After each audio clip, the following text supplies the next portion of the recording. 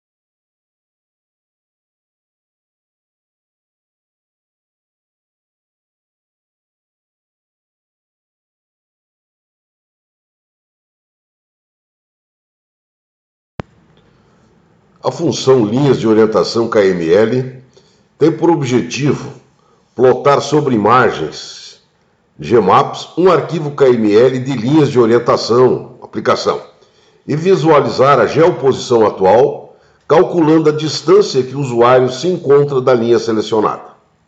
As linhas de orientação são paralelas e equidistantes entre si de uma mesma distância em metros. O arquivo de linhas pode ser gerado em funções específicas no sistema CR Campeiro 7 Windows e salvo em formato KML. O procedimento adotado é: primeiro, abrir o arquivo de contorno da lavoura, que deverá estar no formato GeoTXT, abrir o arquivo KML do conjunto de linhas. Na sequência, será plotado sobre a imagem o conjunto de linhas identificadas com um número chamado marcador e os pontos de cada linha, conforme pode ser visualizado na figura. Com a seleção do número, é apresentado a distância da geoposição atual até a linha selecionada. Então, uma figura sobre a imagem mostra todas as linhas e a outra figura mostra a posição atual em relação à linha e a respectiva distância.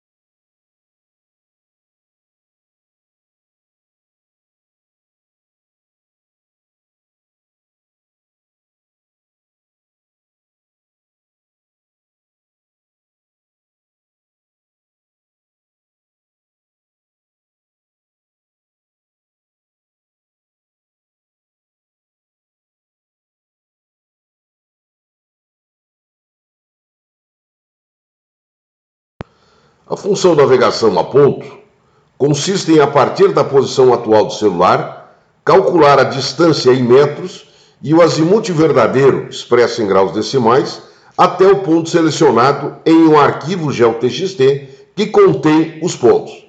Na sequência, abrindo a função bússola, é apresentada a localização e a orientação magnética no espaço geográfico, possibilitando identificar a posição do ponto selecionado e assim orientar o deslocamento até esse ponto, conforme será visto na sequência.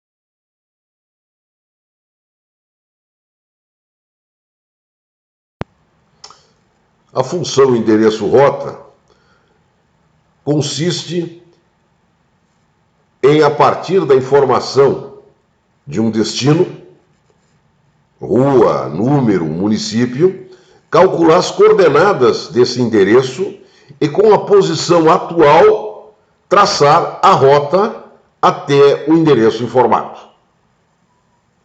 Esse endereço informado, ele também pode ser por voz.